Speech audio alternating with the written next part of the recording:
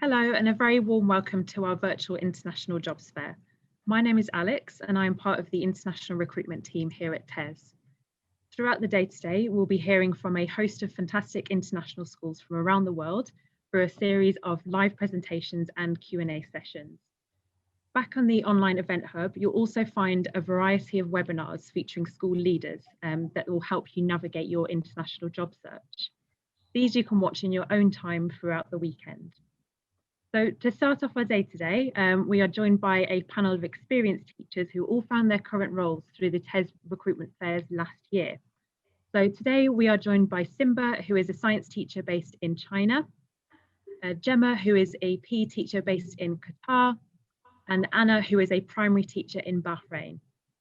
So last summer, Simba, Gemma and Anna all made the move from the UK to their new homes around the world. So today we're going to be hearing a bit about their experiences with the interview process and finding a job in an international school for the first time. So we'll go to Simba first with a question. So Simba, can you describe or briefly describe the interview process that you went through? So was it multi-stage? Did you have the full interview in person, or was it just an initial chat that you had at the fair? It was an initial chat at the fair. And then I had an interview, fortunately, face-to-face with my current employer. However, other employers did have web interviews on Zoom, but I got my current role through a face-to-face interview as our head teacher was visiting London. Okay, and was it just one stage interview that you had, It was just one stage interview, yes. Okay, perfect. And Gemma, we'll go to you next. Can you think of any examples of questions that you were asked during the interview process last year? During the interview process, I was asked, why do I want to apply for the job role? Why am I interested in that particular school? Why am I interested in that country? And do I know anything about the country? Do I know anything regarding the culture and the laws of that country as well? Mm-hmm. Again, I was asked more about the school. Did I know about the school? And then personally, I got asked what strengths I would bring to the school.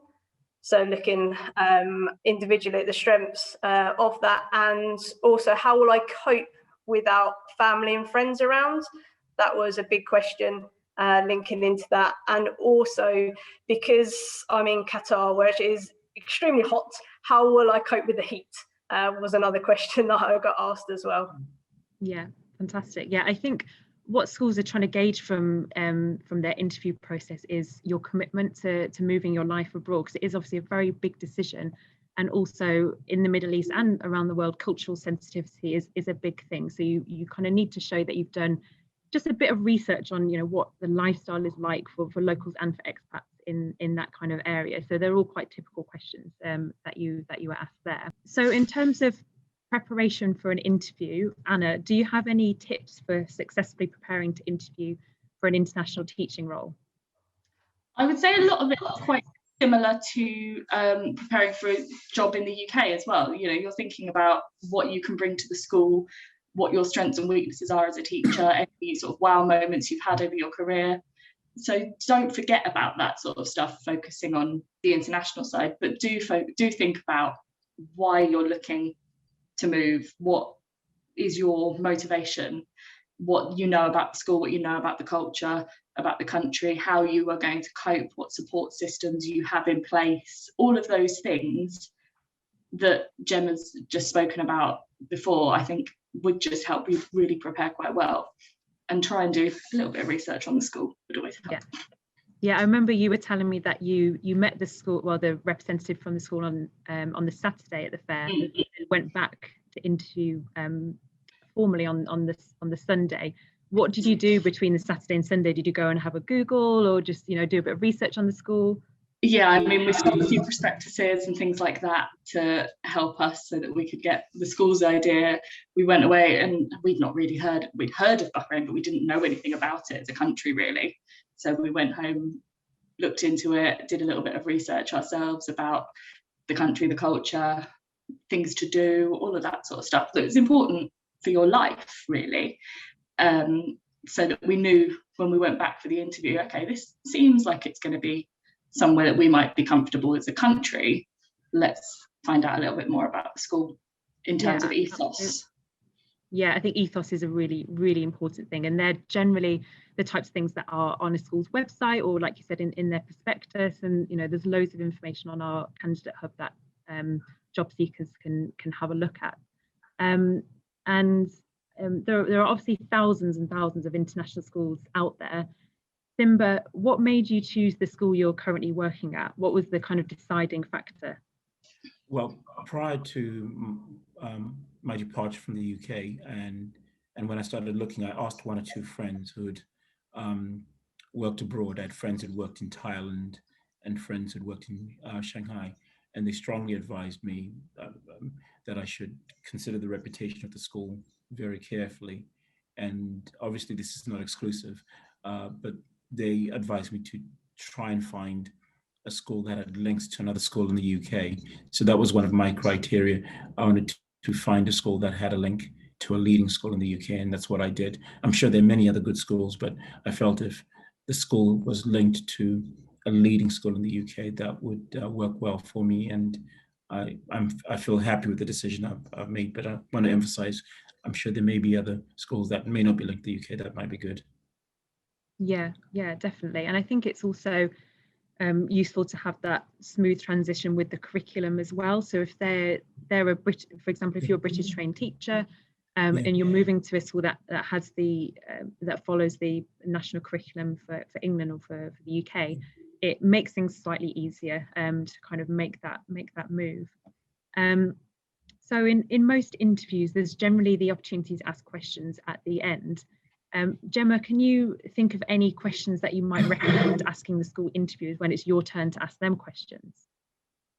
I would ask about the package that they can offer you regarding accommodation, so where it is that you'll be living, what it includes, do they pay for the rent, do they pay for bills, what facilities are available there as well.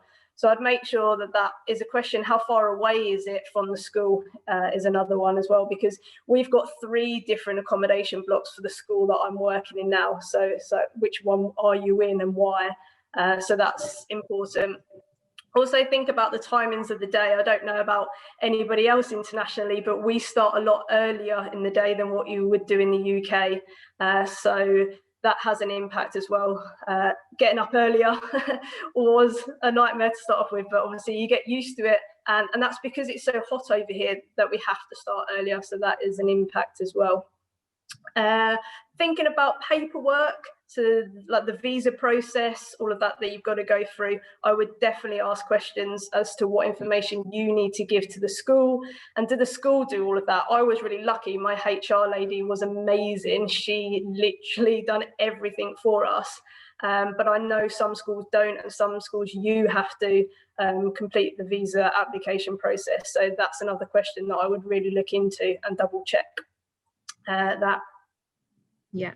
Okay. All fantastic insights, Gemma. And I think, like you say, it's really important to assess the package and exactly what's on offer in terms of the accommodation, the salary, any additional benefits that most international schools offer.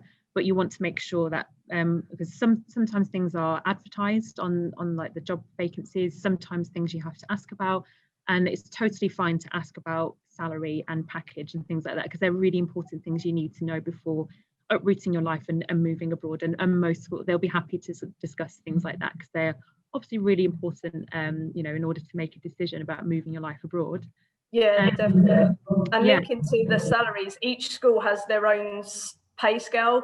A lot of international schools are private schools, so it's very different from the UK, where you pretty much move up every year. M1, M2, M3, M4. It's not the same in private schools. So definitely talk about the salary and the package and how that does improve.